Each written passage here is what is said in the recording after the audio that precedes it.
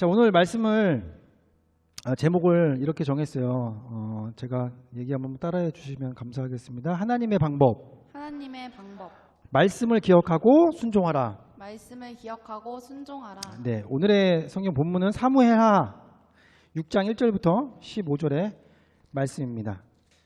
다윗이 이스라엘에서 뽑은 무리 3만 명을 다시 모으고 다윗이 일어나 자기와 함께 있는 모든 사람과 더불어 바알레 유아돌 가서 거기서 하나님의 궤를 메어 오려 하니 그 궤는 그룹들 사이에 자정하신 만군의 여호와의 이름으로 불리는 것이라. 그들이 하나님의 궤를 새 수레에 싣고 산에 있는 아비다답의 집에서 나오는데 아비다답의 아들 우사와 아요가 그 새 수레를 모니라. 그들이 산에 있는 아비나답의 집에서 하나님의 궤를 싣고 나올 때에 야요는 급해서 가고 다윗과 이스라엘 온 족속은 잣나무로 만든 여러 가지 악기와 수금과 비파와 소고와 앙금과 양금과 제금으로 여호와 앞에서 연주하더라.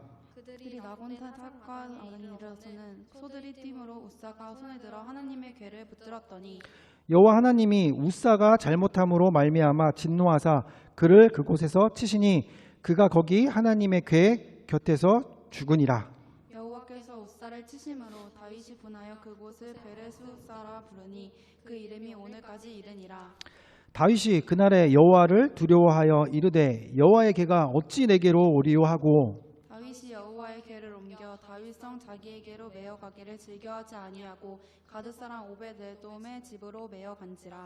여호와의 궤가 가드 사람 오벳에돔의 집에 석 달을 있었는데 여호와께서 오벳에돔과 그의 온 집에 복을 주시니라. 어떤 사람이 다윗 왕에게 아뢰어 이르되 여호와께서 하나님의 궤로 말미암아 오벳에돔의 집에 그의 모든 소유에 복을 주셨다 한지라. 다윗이 가서 하나님의 궤를 기쁨으로 메고 오벳에돔의 집에서 다윗성으로 올라갈세.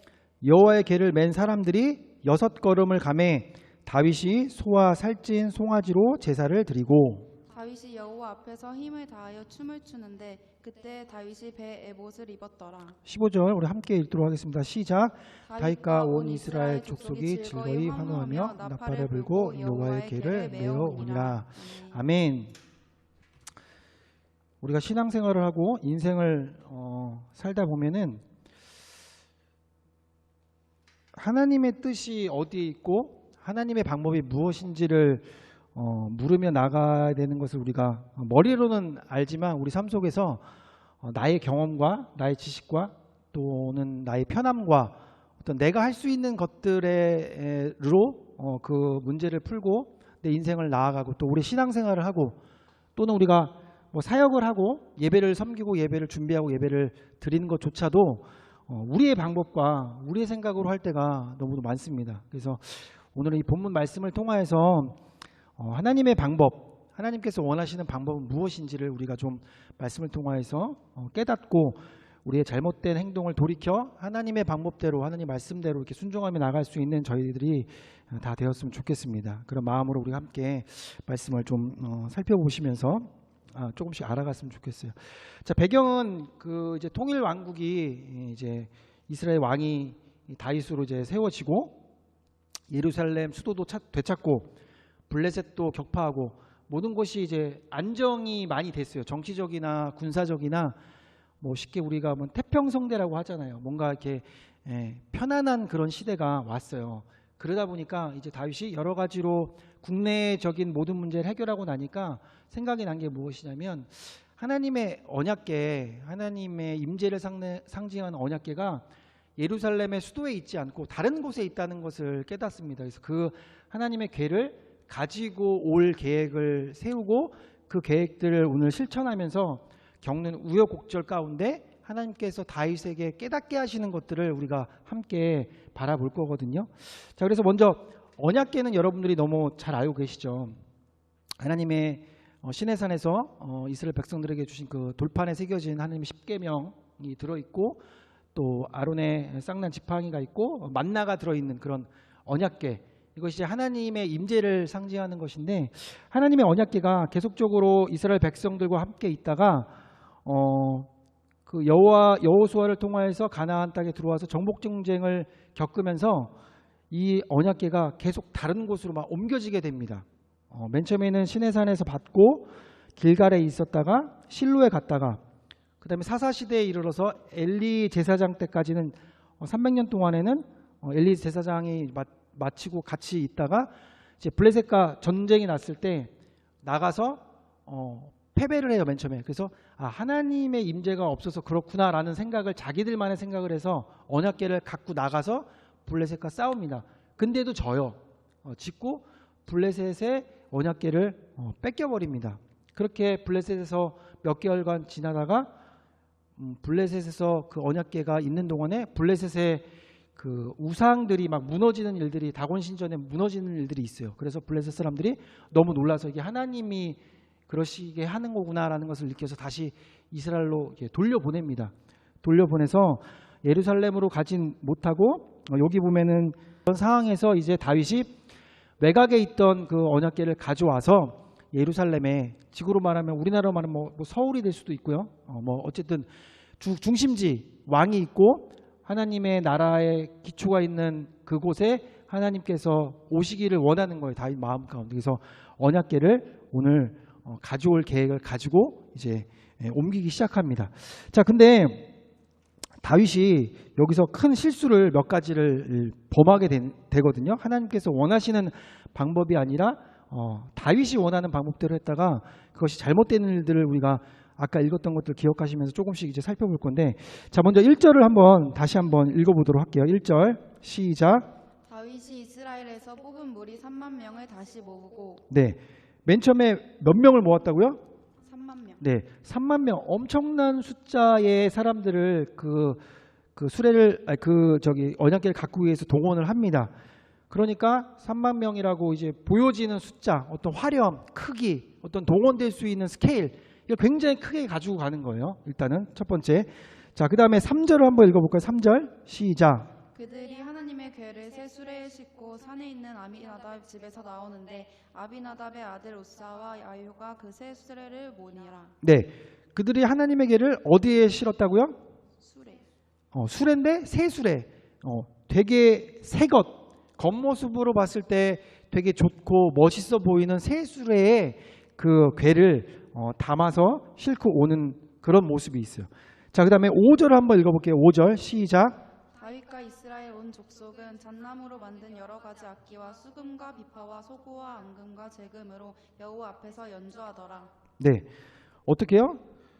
다윗이 이스라엘 온 족속과 같이 여러 가지 악기들과 하나님께 찬양을 드릴 수 있는 여러 가지 도구들을 가지고 연주를 하는 거예요.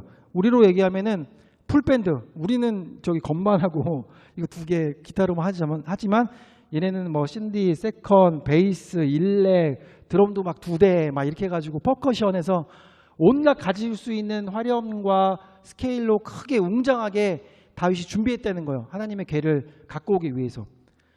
제일 좋은 수레에다가 그 다음에 좋은 악기들로 아름다운 찬양이 펼쳐지고, 그 다음에 우리처럼 3명이 아니라 예배자들이 막 수천 명, 막 수만 명씩 있는 거예요. 지금 아까 3만 명이 있다고 그랬잖아요. 그런 어떤 외적인 것들에 굉장히 신경을 쓰고 거기에 중심적으로 다윗이 준비를 했다는 거예요.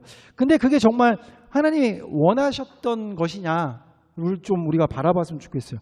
우리가 역대상을 다시 한번 좀 읽었으면 좋겠어요. 역대상 13장 조금만 뒤로 넘어가시면 열왕기하 지나시고요. 자, 다시 천부장과 백부장 곧 모든 지휘관과 더불어 의논하고 다시 이스라엘 온 회중에게 이르되 만일 너희가 좋게 여기고 또 우리의 하나님 여호와께서 말미암았으면 우리가 이스라엘 온 땅에 남아있는 우리 형제와 또 초원이 딸린 서금에 사는 제사장과 레위 사람에게 전령을 보내 그들을 우리에게로 모이게 하고 우리가 우리 하나님의 궤를 우리에게로 옮겨오자. 싸울 때에는 우리가 궤 앞에서 묻지 아니하였으므로 아멘. 뭇 백성의 눈이 이 일을 좋게 여김으로 온 회중이 그대로 행하겠는지라. 아멘. 자,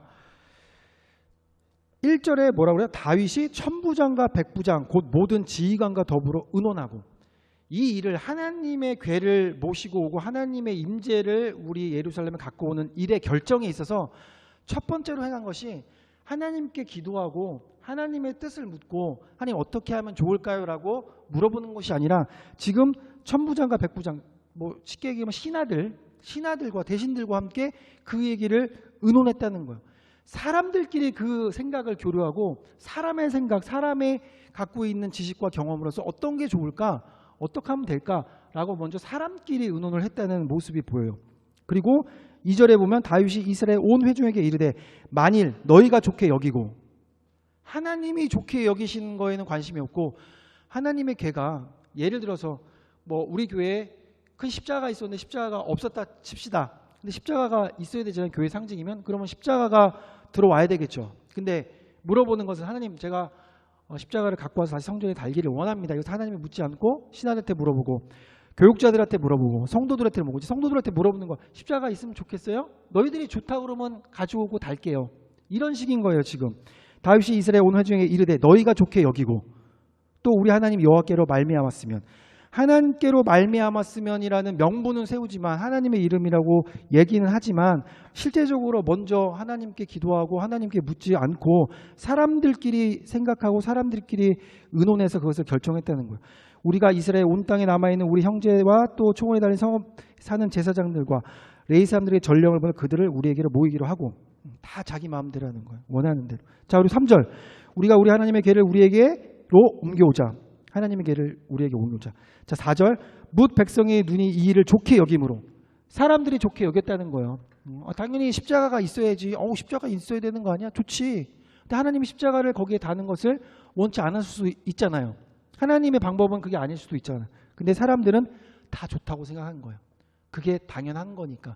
하나님의 언약궤 우리 이스라엘의 예루살렘에 들어와 있어야 되니까. 그게 우리에게 힘이 되는 거고 우리에게 능력이 되는 거고 우리를 지켜주시는 거니까. 어떤 그런 것들의 생각에 빠져서 정말 하나님의 뜻, 하나님의 방법은 무엇인지 생각하지 않았다는 거예요.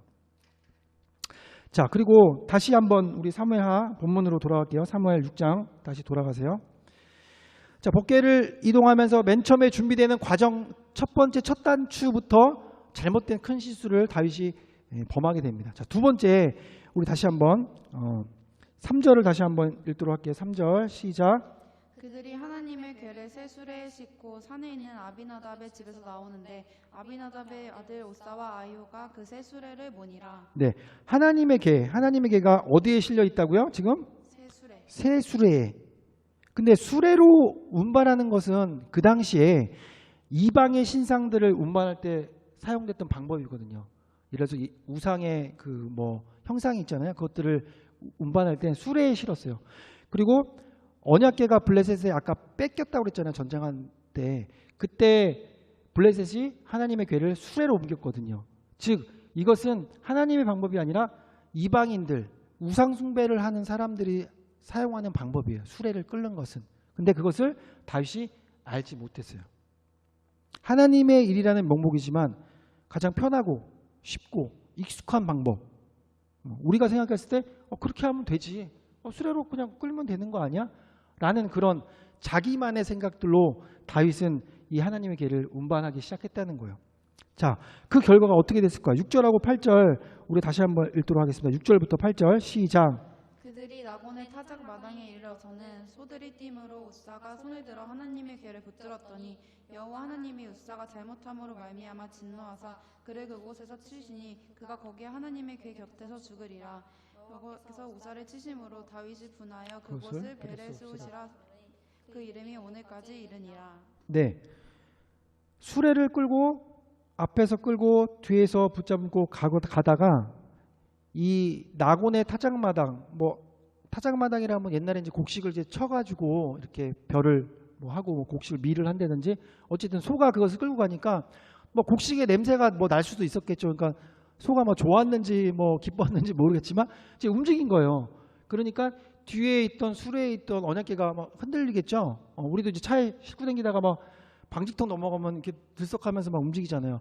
움직이니까 쓰러지게 된 거예요. 그러니까 우사가 그때 쓰러지는 궤를 잡은 거예요. 왜? 쓰러지면 안 되니까. 하나님의 궤가 쓰러지면 안 돼. 딱 잡았더니 우사가 어떻게 됐다고 그래요? 7절에 그가 거기 하나님의 궤 곁에서 어떻게 됐다고요? 죽으니라. 우사는 하나님의 궤가 쓰러지는 것을 막으려고 그냥 잡은 것 뿐이에요. 근데 죽었다는 거예요. 우사가 뭘 잘못했을까요? 무엇을 그렇게 잘못했길래 오늘 하나님께서 요새 세상에는 그렇게 쉽지 않은 즉사, 그냥 그 자리에서 그냥 죽는 즉사로 죽게 돼요. 자, 우리 민수기를 한번 가볼게요. 민수기, 구약 민수기 4장 15절. 시작. 진영을 떠날 때 아론과 그의 아들들이 성소와 성소의 성소의 모든 기구 덮는 일을 마치거든 고앗 자손들이 와서 맬 것이니라. 그러나 성물은 만지지 말라. 그들이 죽으리라. 회막 물건 중에서 이것들은 고앗 자손이 맬 것이며. 아멘. 진영을 떠날 때 하나님께서 이제 이스라엘 백성을 이동하실 때 성소와 성소의 모든 기구, 언약궤를 포함한 모든 것들은 어떤 자손들이 매라고 하세요? 여기 고핫 자손이라고 써 있죠. 고핫 자손들이 맬 것이라. 그러나 성물은 만지지 말라. 아까 언약궤를 손으로 만지면 된다 안 된다? 만지지 말라고 하나님께서 말씀하고 계시죠. 그들이 어떻게 된다고요? 만지지 말라. 그들이 죽으리라. 분명히 하나님께서 말씀하고 계시잖아요. 만지면 죽는다. 회막의 물건 중에서 이것들은 고앗 자손만 매고, 그리고 또 매는 거 플러스 거기에 그 저기 언약궤를 만지거나 그러면 너희들이 죽게 될 거야 라고 하나님이 말씀하고 계십니다. 7장 9절, 민수기 7장 9절 시작. 고앗 자손에게는 주지 아니하였으니 그들의 성소와 지기면 그 어깨로 매는 일을 하는 까닭이었더라. 네, 고앗 자손들이 성소에서 하는 그 일은 그 어깨로 언약궤, 근데 성소의 것들을 매는 일을 하는 거예요. 그러니까 즉 지금 우사는 고앗 자손이 아니거든요. 자기가 생각할 때는 이게 넘어질 것 같으니까 잡았지만 분명히 하나님께서 말씀하고 계신 거예요. 그거 만지면 죽어. 그거는 나의 거룩함과 나의 영광이 있는 것들의 상징이기 때문에 너희들이 함부로 만지면 그거 죽게 돼. 너희들은 죄가 있기 때문에. 맨 처음에 모세가 하나님을 만났을 때 떨기나무에 막 불이 났을 때 하나님께서 맨 처음에 한 말씀이 무엇이에요? 이 땅은 거룩한 곳이니 네가 신을 벗으라 하잖아요. 누구든지 하나님 앞에 나아가면 하나님의 보거나 하나님 그 임재 가운데 나가면 죽을 수밖에 없어요. 우리는 죄 가운데 있는 사람이니까. 우리는 죄 자체니까. 근데 하나님은 거룩하신 분이고 죄와는 상관이 없으신 분인데 같이 있을 수가 없는 거야. 결국 죽을 수밖에 없어요. 근데 이게 분명히 다윗 시대에도 모세 오경을 충분히 많이 읽었고 그것들에 대해서 인지가 분명히 있었음에도 불구하고 다윗은 그것을 잊어먹었어요. 그리고 내가 편한 방법대로, 그것도 이방신이 쓰는 방법, 이방신을 움직일 때 쓰는 그 수레를 끌어서 하는 방법, 그 방법으로 하다 보니까 결국 우사가 죽게 되는 거죠. 하나님 말씀을 잊어버리고 자기가 옳은 방법을 추구하고. 그러니까 지금 뭐예요? 아무리 내가 목적이 순수하고 동기가 순수할지라도 하나님의 방법대로 하지 않으면 하나님께서는 기뻐하지 않으시고 반드시 그것들이 죄라고 하면 그 죄에 대해서 그것을 물으신다는 거예요. 어떻게까지? 죽을 수밖에 없을 그때까지. 실제적으로 우사가 죽었긴 하지만 우사를 통해서 하나님께서 다윗에게 주시는 하나님의 경고였습니다. 하나님의 방법을 생각을 하고 하나님의 방법대로 해야지 너의 경험과 너의 지식과 너의 방법을 하면 안 된다는 거예요. 안 그랬으면 처음부터 기도하고 만약에 하나님한테 구했다면 지혜를 주셔서 생각나게 하시겠죠. 이 말씀을. 아 맞아. 그때 하나님께서 분명히 보통 사람은 매면 안 돼요. 고앗 자손이 매야 되고 야 수레로 하는 건 안 되겠어. 그건 하나님이 원하시는 거 아니야. 우리 매야 되고 야 가는 동안에 절대 만지면 안 돼. 너희 죽을 수밖에 없어 라고 다윗이 얘기했겠죠. 근데 그런 과정들 없고 그냥 백부장과 천부장이 얘기하고 사람들이랑 얘기하고 그렇게 결론 내서 그 일을 하게 되니까 결국 이렇게 되는 거죠. 자, 우리 마태복음 16장, 우리 신약으로 좀 넘어갈게요. 마태복음 16장. 마태복음 16장. 우리 중학교 때 중등부 때 마태복음 했던 거 기억나세요? 마태복음 계속 쓰고 막 기억이 안 나세요 혹시? 그래서 막 일주일에 한 번씩 한 장씩 써오기, 그래서 말씀 막 같이 나누고 막. 자, 마태복음 16장 21절부터 24절까지 한 번씩 교독하고 24절 우리 같이 읽도록 할게요. 이때로부터 예수 그리스도께서 자기가 예루살렘에 올라가 장로들과 대제사장들과 서기관들에게 많은 고난을 받고 죽임을 당하고 제3일에 살아나야 할 것을 제자들에게 비로소 나타내시니 베드로가 예수를 붙들고 항변하여 이르되 주여 그리 마옵소서 이 일이 결코 주께 미치지 아니하리이까. 예수께서 돌이키시며 베드로에게 이르시되 사탄아 내 뒤로 물러가라. 너는 나를 넘어지게 하는 자로다. 내가 하나님의 일을 생각하지 아니하고 도리어 사람의 일을 생각하는도다 하시고. 우리 24절 같이 시작. 이에 예수께서 제자들에게 이르시되 누구든지 나를 따라오려거든 자기를 부인하고 자기 십자가를 지고 나를 따를 것이니라. 아멘. 예수님께서 내가 이제 죽고 3일 만에 부활할 거라고 이제 얘기를 제자들한테 이제 해주세요.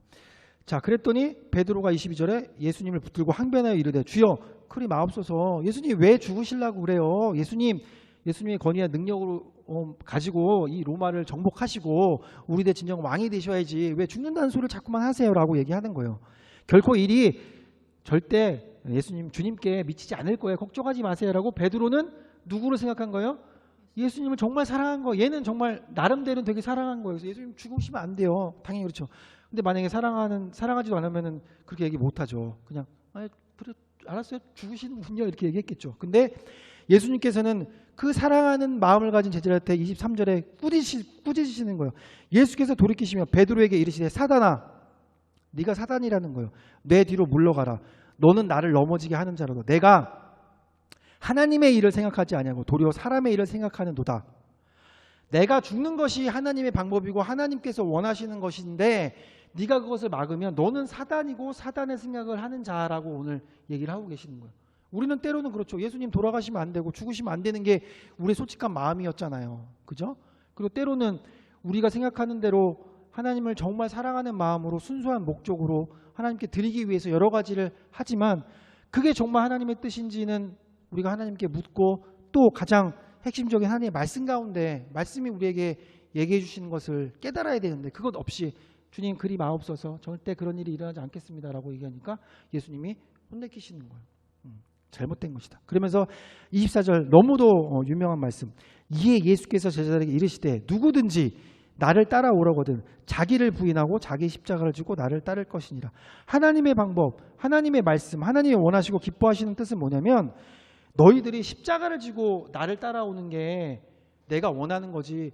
네가 열심히 사역하고 네가 열심히 봉사해서 네가 유명해지고 인기 있고 사람들한테 인정받고 네가 나름대로의 사역의 어떤 열매를 맺는 것들을 원하는 게 아니라 네가 힘들고 어렵지만 아무도 알아주지 않지만 네가 내 십자가를 지고 너의 십자가를 지고 누구도 십자가 지르지 않는 그 상황에서 네가 그 십자가를 지고 나를 따르는 게 내가 원하는 거고 그것이 하나님 아버지가 원하시는 거야.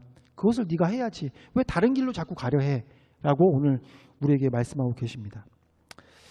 예수님은 그렇게 말씀하시고 말로만 끝나는 것이 아니라 정말 하나님께서 원하시는 것들을 하는 것들을 그의 삶을 통해서 우리에게 보여주고 계세요. 자, 마태복음 26장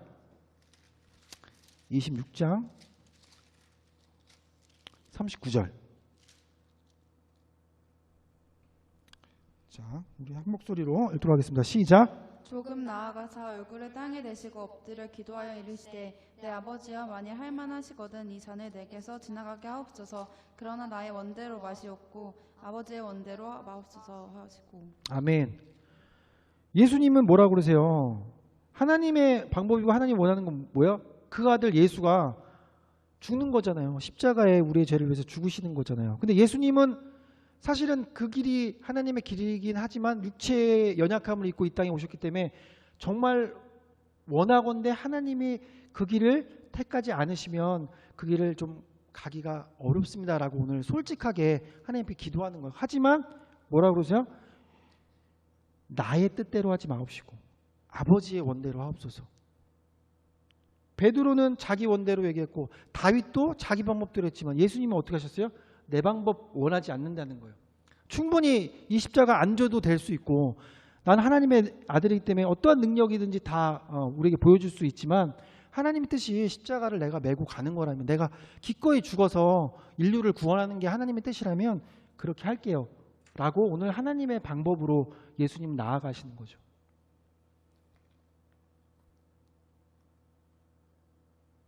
가끔은 우리가 하나님이 방법이 무엇인지 알 때도 있어요 정말. 근데 하지만 그 길을 원치 않고 그것을 가기를 싫어할 때도 있죠. 하지만 우리가 오늘 닮고 우리가 쫓아야 될 것은 정말 오늘 읽었던 그 말씀처럼 예수님을 정말 그 성품을 그 하나님에게 온전히 순종했던 그 하나님의 모습을 좀 우리가 닮기를 원합니다. 우리 다시 본문으로 좀 다시 돌아올게요. 사무엘. 자, 그래서 결국 웃사는 죽어요. 근데 때로는 좀 하나님이 너무 하실다 생각하는 경우도 좀 있어요. 꼭 그렇게 뭐 죽이기까지 하셔야 되나 말로 다시 살리시든지 뭔가 증표를 보이시든지 천사를 보내시든지 뭔가 행위를 해서 야 그렇게 하면 안 돼라고 얘기할 수도 있지만 그렇게 죽일 수밖에 없냐라고 얘기하지만 그건 이제 그것조차 이제 우리의 방법이고 우리가 생각하는 수준이라는 거죠. 근데 하나님께서는 하나님의 거룩함에 그들이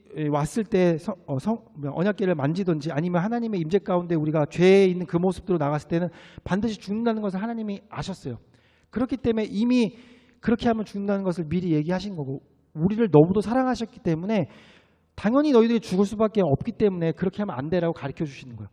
맨 처음에 아담과 하와가 에덴 동산에서 그 선악과를 먹으면 하나님께서 정령 죽으리라 말씀하셨잖아요. 그것은 하나님의 마음은 어떤 마음이요? 저거 먹고 죽는지 안 뭔지 봤다가 먹으면 잘됐다 니네 내가 말 안 듣더니 죽었지? 이렇게 하시려는 마음이 아니라는 거예요. 정말 그걸 먹으면 죽잖아요. 우리 생명 끊어지잖아요. 그렇기 때문에 하나님은 아담과 하와를 너무 사랑하셔서 그것을 막으시는 거죠. 미리 얘기하셔서 야 정말 니네 죽어. 근데 나 너 사랑해서 너가 죽기를 원하지 않는다. 정말 내 말을 믿고 순종하고 따르라 라고 얘기해 주시는 거죠. 그렇기 때문에 우리가 하나님을 잔인하다 보면 안 되고 하나님 너무하다고 보면 안 되고 정말 하나님의 마음은 정말 사랑이시고 우리가 그렇게 하면 죄의 길로 가면 정말 그 끝은 죽음이고 우리가 쉽게 얘기하는 지옥으로 갈 수밖에 없는 상황이기 때문에 우리를 미리 막으시고 그 길로 가지 못하게 얘기를 하시는 거죠. 근데 때때로는 그 말이 듣기 싫을 때도 있고 그 말씀이 너무한 것 같기도 하고 꼭 그렇게만 해야 되나요? 꼭 이렇게 말씀 봐야 되나요? 꼭 이렇게 예배 드려야 돼요? 내가 좀 하고 싶은 거 하면 안 돼요? 나 이렇게 놀고 싶고 이렇게 뭐 하고 싶고 한데 꼭 잠깐 봐주시면 안 돼요? 라는 생각들을 우리가 많이 하게 되죠. 하지만 그 길이 정말 죽음의 길이고 그 죄의 길이 정말 하나님께서는 그 길로 가면 안 되는 것을 알기 때문에 우리에게 늘 얘기해 주시는 거죠. 우리가 그런 것들을 늘 기억했으면 좋겠어요. 자, 이 사건을 통해서 다윗은 깨닫기 시작합니다. 자, 9절의 말씀 함께 읽도록 할게요. 9절, 6장 9절 시작. 다윗이 그날에 여호와를 두려워하여 이르되 여호와의 궤가 어찌 내게로 오리오 하고. 네, 다윗은 이 사건을 통해서 깨닫기 시작해요. 아, 내가 은혜 받을 수 없구나. 하나님의 궤가 들어올 수 없구나. 하나님이 인정하시고 하나님께서 은혜의 손길을 우리에게 허락하지 않으시면 내가 원했잖아요. 맨 처음에 사람들이랑 의논해가지고 내가 갖고 오기를 원했잖아요. 그 하나님의 은혜와 하나님의 구원의 그 길이 내가 원한다고 되는 게 아니구나. 하나님이 허락하셔야만 되는 거구나. 그리고 하나님의 방법을 알아야 되고 하나님의 말씀에 순종해야만 그 길이 이루어지는 것을 다윗이 점점 깨닫게 되는 거예요. 그러니까 하나님이 우사를 통해서 깨닫기를 원하시고 이 본문 전체를 통해서 깨닫기를 원하시고 우리를 지금 이 시대에 우리에게 말씀해 주시는 것은 너희들이 깨달을 것은 나를 통하지 않고서는 하나님을 통하지 않고 예수를 통하지 않고서는 하나님의 방법을 통하지 않고서는 너희들이 온전한 길을 갈 수 없다는 것을 오늘 가르쳐주고 계십니다. 자, 다윗은 매우 실망했고 자신이 하나님의 은혜를 누리지 못하는 것을 한탄했습니다. 하지만 그 위에 하나님의 사인이 있었어요. 자, 10절 11절 우리 함께 읽어보도록 하겠습니다. 시작. 다윗이 여호와의 궤를 옮겨 다윗성 자기에게로 메어 자기를 즐겨하지 아니하고 가드 사람 오베데돔의 집으로 메어 간지라. 여호와의 궤가 가드 사람 집에 석 달이 있었는데 여호와께서 오베데돔과 그의 온 집에 복을 주시니라. 아멘. 자, 그 다음에 다윗이 여호와의 궤를 옮길 다윗성 자기에게로 메어 가기를 즐겨하지 않으니까 하나님께서 나에게 은총을 베푸지 않으시는구나라는 것을 깨닫고 탄식하면서 갔지만 그 후에 그 궤가 가드 사람, 가드라는 건 이제 블레셋에 있는 지명이거든요. 그러니까 블레셋 사람, 이방 사람의 집인 오베데돔의 집에 있었어요. 근데 11절 여호와의 궤가 가드 사람 오베데돔의 집에 석 달을 있었는데 여호와께서 오베데돔과 그의 온 집에 복을 주신 거예요. 이방 사람인데 하나님의 임재의 그 궤를 갖고 있었더니 하나님께서 그것이 있는 것만으로 해도 그 집안을 복을 주시는 것을 다윗이 이제 듣게 되는 거예요. 아, 하나님의 임재가 정말 임하고 근데 오베데돔은 죽지 않았죠. 왜 죽지 않았을까요? 그 우사가 주는 것을 받고 들었을 것이고 하나님께서 어느 정도 이렇게 가이드를 준 것을 얘가 알았겠죠. 그래서 이 언약궤를 만지면 안 된다고 분명히 자기 자신과 또 가족들에게 얘기했을 것이고 하나님의 말씀대로 이것을 어떻게 해야 되는지를 그래도 나름대로 생각하고 지켰을 거예요. 하나님의 말씀을 잘 지키고 하니까 하나님께서 복을 주시는 거죠. 그러니까 다윗이 깨닫는 거죠. 아, 하나님의 방법으로 하고 하나님께서 우리에게 주신 말씀을 잘 지키면 복을 받는구나. 그 전에는 하나님의 말씀대로 안 했더니 내가 이렇게 벌을 받고 심판을 받고 또 우사가 죽는 이런 일들이 일어났지만 하나님이 임재하시고 하나님의 말씀 가운데 방법대로 행하면 복을 받는구나. 누가? 이스라엘 백성이 아닌 그런 이방인들도 복을 받게 되는구나. 그렇다면 하나님의 말씀으로 다시 돌아가야 되겠다. 하나님의 방법으로 돌아가야 되겠다. 그것을 깨닫기 시작하는 거죠. 자, 다시 역대상 15장